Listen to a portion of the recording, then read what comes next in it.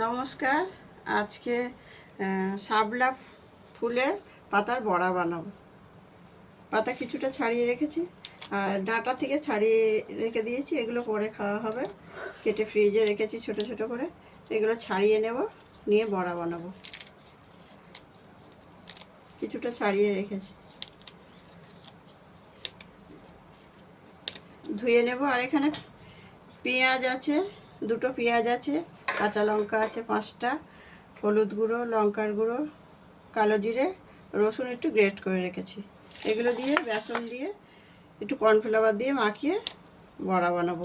সবাই ফেলে দেয়, বড়া একদিন বানিয়ে খেয়েছিলাম, ভালো লেগেছে। আজকেও বড়া বানাবো, ভালো লাগে খেতে।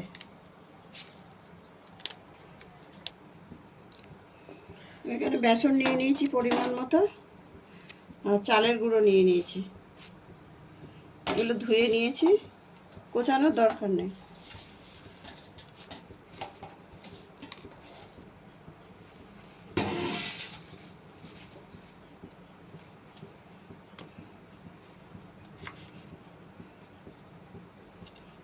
লবণ নিয়ে নিচ্ছি পরিমাণ মতো।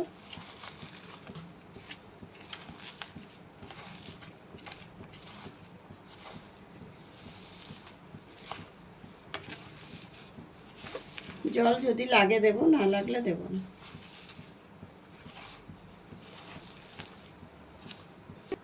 কড়াই গরম হয়ে গেছে, তেল দিয়ে দিচ্ছি পরিমাণ মতো।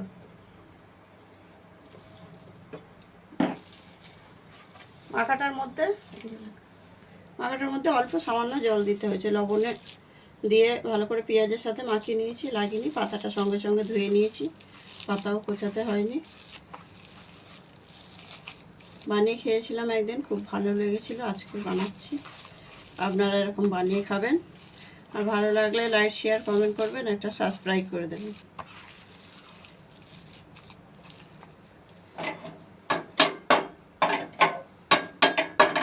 আমার রান্নাঘর বলতে এই বারান্দায় রান্না করি, সেরকম কিছু দেখাতে পারি না, কাজে তো বেরোতে হয়, না বেরোলে হবে না।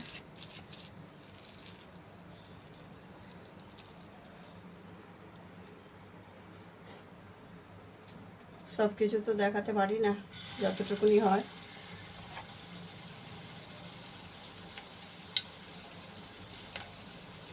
একে একে দিয়ে দিচ্ছি।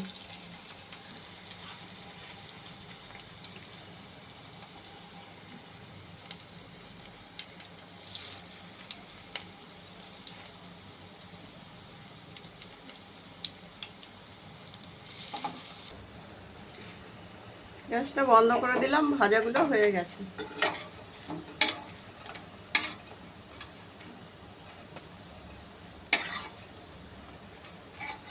এটা সবার লাস্ট দিয়েছিলাম, একটু আছে তা।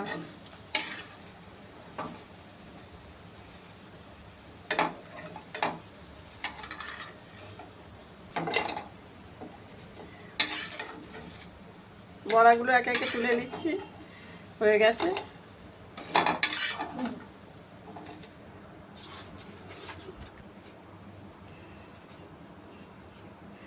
শাপলা ফুলের বড়া বানালাম, কি কি দিয়ে দেখলেন তো। আপনারা এরকম বানিয়ে খাবেন, খুব ভালো লাগবে। গরম ভাতে খাবেন, ভালো লাগবে।